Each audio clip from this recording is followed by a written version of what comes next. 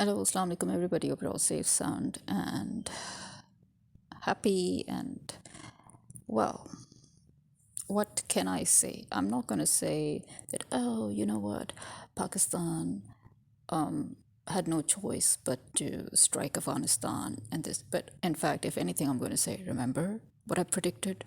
Remember what I said? This is even before Imran Khan was ousted. I kept on and on and on making the same points over and over and over again. Imran Khan needs to get rid of Maryam Nawaz, her whole family, of Zardari, his whole family, of all of these people before they get the chance to oust him. Because if they come, they will come with a vengeance. And then they will blindly destroy everything. And they know that this is going to be their last run. So they are going to do anything and everything now to just go all out, make all the money that they need to make because they know that this will be the last run. They're going to wrap things up, sell the country out ASAP, complete the mission of the British and the Americans, and then take everything, every single dime of ours, every single thing, whatever they have left to loot, and they will go back abroad to where they've come from. This is what I said. Every single thing is happening. Remember how I said that this is a dictatorship and that in order to stay, this government and this army will do anything and everything from terrorism to crime to even war. Remember how I kept on and on talking about how our army is prepping for war? Remember how we kept on and on talking about how these people are working on American agenda against Pakistan interests, against the interest of the Muslim Ummah. They are working for the Zionists. They are the Zionists. They are hired mercenaries of the Zionists. They are put here for a reason. Reason number one, Pakistan should never, ever, ever regain ultimate sovereignty. Number two, Pakistan should be under the colonization of the Brits that have delegated their colonies to the Americans. And number three, you will change your alliances and allegiances. What happened? We almost got into a war with Iran, and now we're doing the exact same thing to Afghanistan that we said that India was wrong to do to us. India did not even have a shred of evidence of the Belgaum attack. And if you remember, if anything, their own people, their own opposition, their own intelligence actually said that that was a false flag operation. And still, just for the election purposes, just to stay in power, just because of the Bihar elections, Modi decided, oh, let's just use Pakistan because that is the only thing he's ever used in his elections. Hate propaganda, Pakistan propaganda. And he used that to his advantage, or he thought he would use that to his advantage. And he decided to attack Pakistan. And what did we say? We are not going to accept the new norm where a country can attack another country just on the whim. Right? Just on any whim. And then what do you go and do? You go and do the same thing to Afghanistan.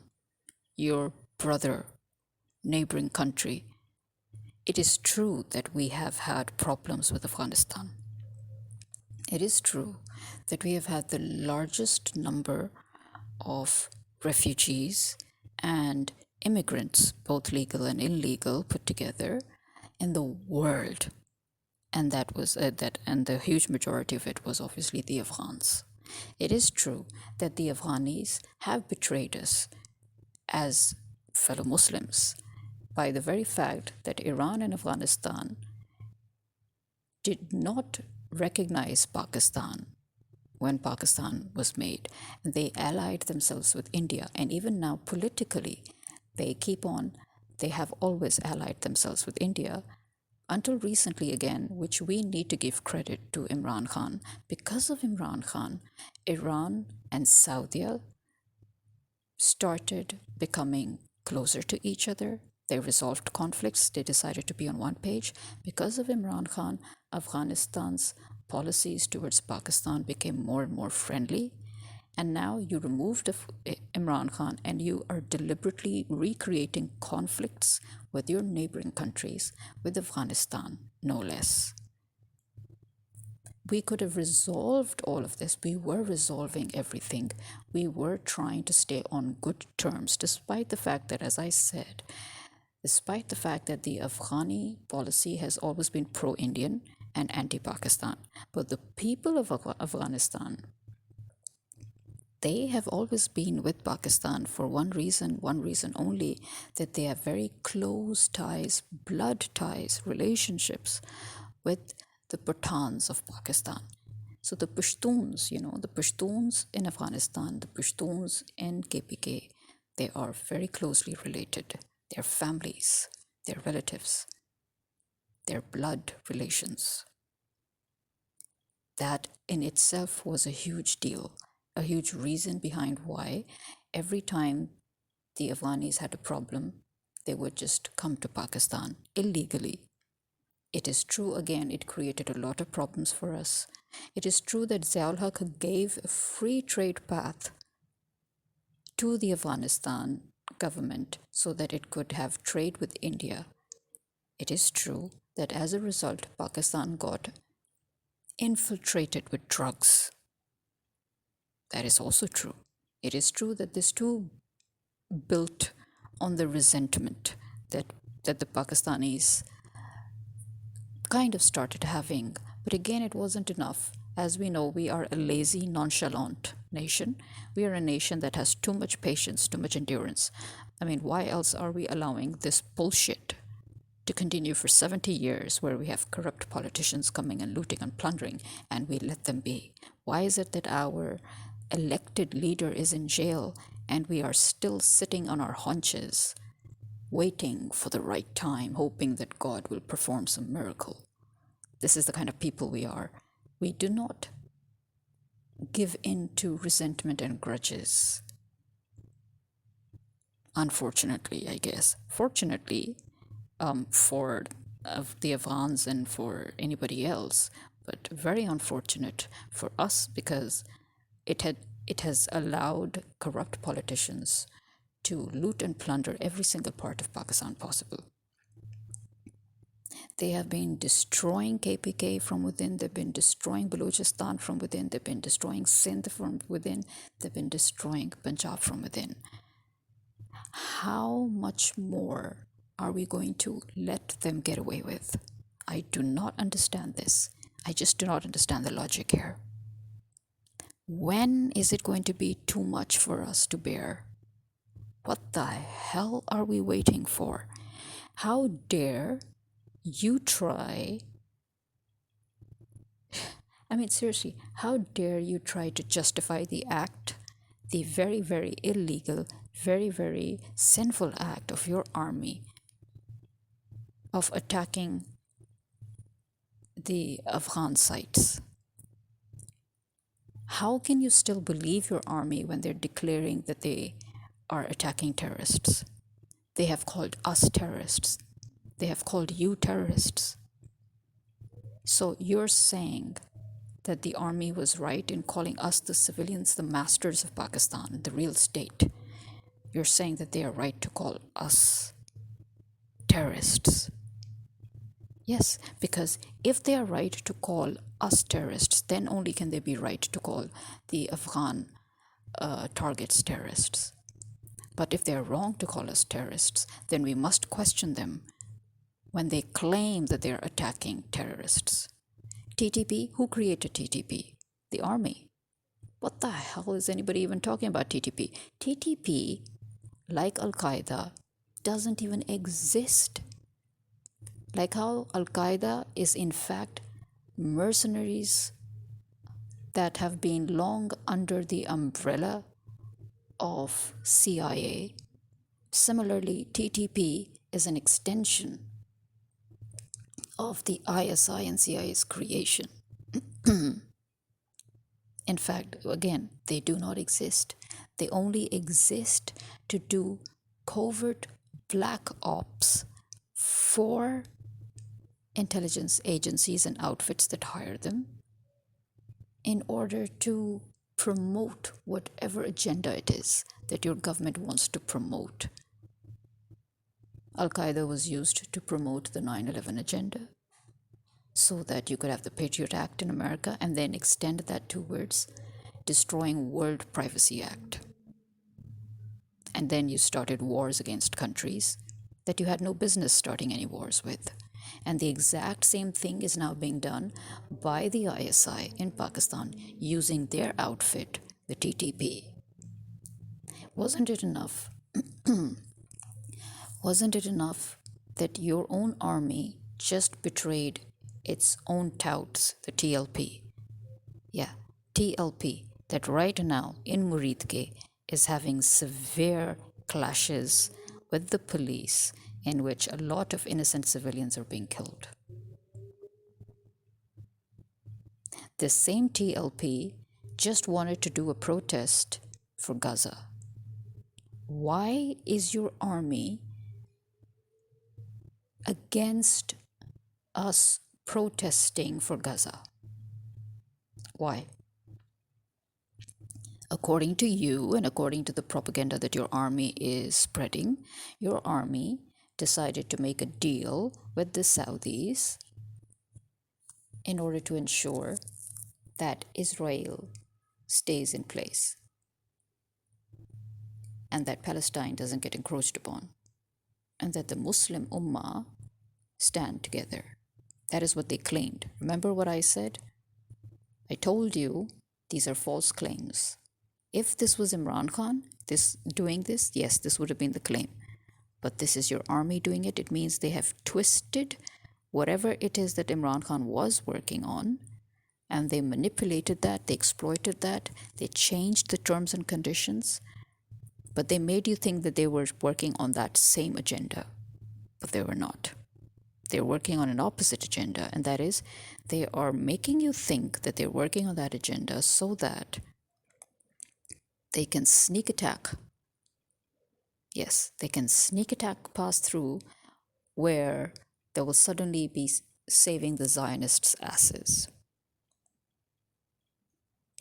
They're working against the Muslim interests. They're working against your interests. They are not doing what they are claiming that they're doing. Again, if they really were doing that, why did they attack the TLP before the TLP could even get ready for the protest?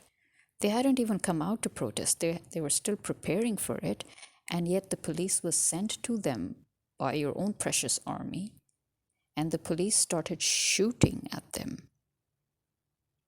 Then the police was sent to the chairperson of TLP to his home, and they were sent to harass and threaten his wife and the women of his home, little girls, prepubescent girls, minors, to stop him from staging a protest. And that actually is what triggered him. And he's like, oh, I was always with you. I've always done whatever you wanted me to do. I went and staged protests at your behest. And now I'm staging a protest that could have actually helped you because you're doing such a big propaganda about how you're working with Saudi and with the Middle East and Gulf in order to secure the Muslim nations and in order to give Israel a boundary, that this is your place, you should stay in it. This would have actually helped your cause, but instead you attacked my people. Then you went to my home and you threatened the women and my little daughters and wife and everybody there. Now we're going to do a protest and we're going to go all the way to Islamabad.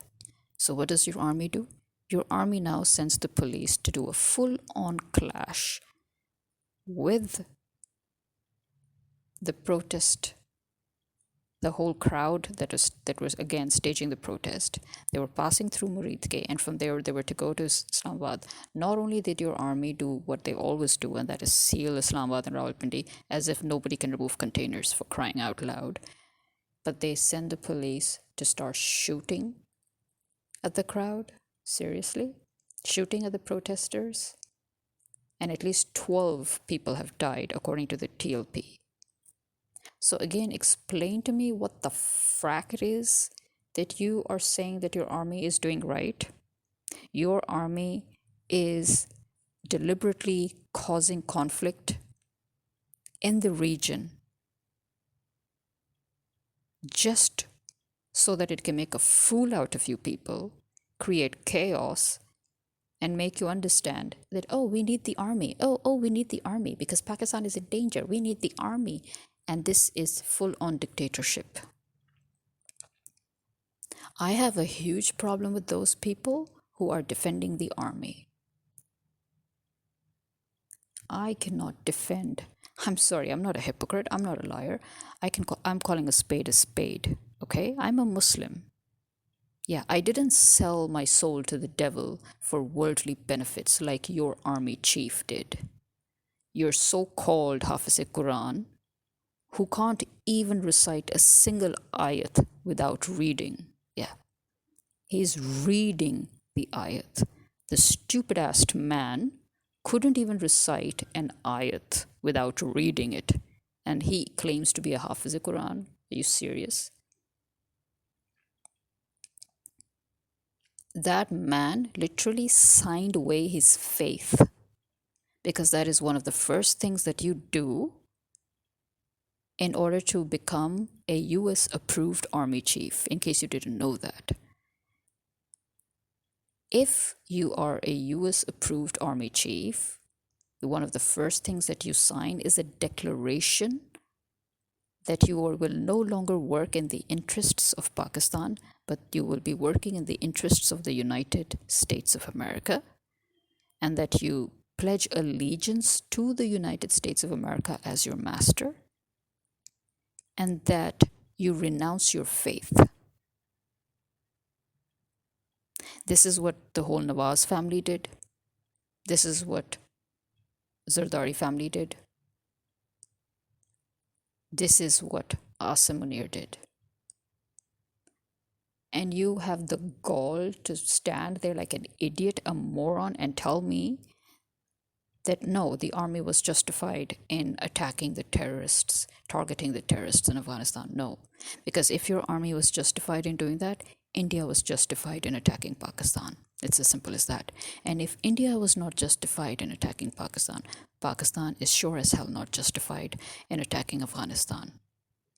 And remember one thing, if you are Muslims, you would know that the first rule of Islam is you cannot attack your fellow Muslims. You cannot, no matter what. On any pretext, you cannot. It is an unforgivable sin. And your army tried to commit that sin with Iran, and now they've done that with Afghanistan. Don't give me that shit. Don't. Get your shit together, people. Get your shit together. I don't know what the frack is it that you people are made of, and I don't even understand. You know what? Pakistan is not surviving because of God. No, Pakistan is the very spawn of the devil. Because God himself has shown you, like in a million different ways, his wrath. Through earthquakes, through floods, through famine, through all kinds of catastrophe. And not a single one of you have budged from your ways. Every civilization before us had one particular sin that caused their extermination. But in our country, I can safely say, we have all the sins of all the past civilizations together. What do you expect from a country like this? It is heartbreaking, okay? You have a beautiful, beautiful country with beautiful, intricate cultures. You have the beautiful Baluchis, you have the beautiful Pathans, you have the beautiful Kashmiris, the beautiful people of Gilgit-Baltistan.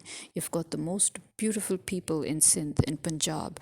Every language, every flavor, every ancient culture, every tradition, every color, everything so unique, so beautiful, so ancient, something that is worth admiring. You've got a topography that is worth admiring. You've got a geographical landscape that is worth admiring. And what are you people doing? You do not deserve Pakistan. I'm sure Quaid-e-Azam is just turning in his grave. Seriously, he's turning in his freaking grave. You people do not deserve Pakistan. And this is me signing out. Khuda Hafiz.